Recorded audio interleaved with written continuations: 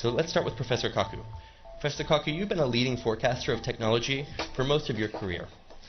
What do you think about the digital revolution that we've seen so far? Where is it going, and how might it interact with other forms of technological revolution in science, such as biotechnology? Well, in the coming years, computer chips will cost as little as a penny. That's cheaper than garbage, cheaper than scrap paper. So computer chips will be everywhere and nowhere, including our contact lenses. So when we put on our contact lenses and blink, we will go online.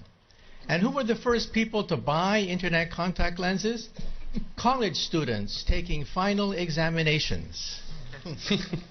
This means that my students will blink, and they will not have to memorize all the things I've been talking about. This is going to revolutionize education, because we cannot force students to memorize things that they can simply blink and get.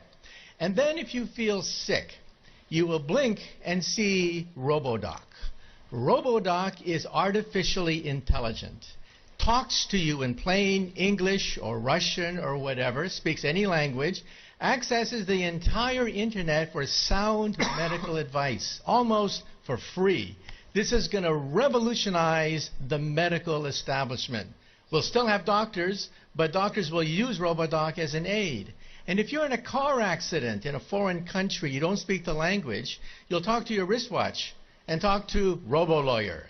RoboLawyer understands the law in any country, in any language. In fact, I personally believe that artificial intelligence, the robotics industry, will eventually become bigger than the automobile industry of today, because your automobile will become a robot. You will talk to it. You will argue with it. You'll have discussions with your car about the best route to take. And when you want to park the car, you simply tell your car, park yourself. And the car parks itself. This is going to revolutionize urban economics when you don't have to worry about parking anymore. And then the next organ to be digitized is the brain. You may not know this, but 2 years ago, scientists were able to upload the first memories. Memories can now be uploaded and downloaded. This makes possible BrainNet.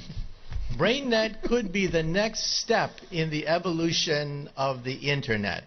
Instead of zeros and ones, instead of text, you'll put emotions, feelings, sensations, memories. Teenagers will go crazy. Teenagers put happy faces at the end of every sentence. Why bother to do that when you can put the emotion of your first dance, your first kiss, your first whatever, right there on the internet? And so in the future, when you walk into a room, you will mentally command the internet. You'll take dictation mentally. You'll turn things on, turn things off, communicate with other people. People will think of you as a wizard of some sort, mentally communicating with everything around you. That's BrainNet. And then biotech is being digitized now. We can create a human body shop. We can create from your own cells, so there's no rejection mechanism.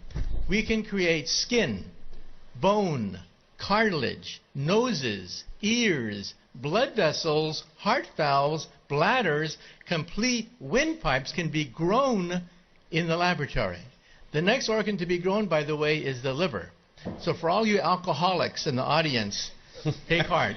We may be able to grow your next liver. So even the economy is now being digitized into something I call perfect capitalism. You see, capitalism is based on supply and demand. But you don't know who's cheating you when you buy something. You don't know what the profit margin is. In the future, your contact lens will scan everything in a store, tell you who's cheating you, tell you who has the best product, what is the profit margin on every single thing that you can scan with your contact lens. And so capitalism becomes perfect. Perfect supply and demand. This means that there are winners and losers. The losers will be middlemen. Because why did Amazon become so big? Why did Airbnb, why did Uber become so quickly so large? Because they digitized the middlemen. So I tell my friends, if you want to become a billionaire, take an industry. Take any industry. Write down all the places where there's friction, where there is middlemen, where there's obstruction, where there's frustration. List all the places in any industry, digitize it, and you too could become another Amazon founder. Thank you, Professor. In good futurism, that is a future with both inspires and terrifies. So thank you.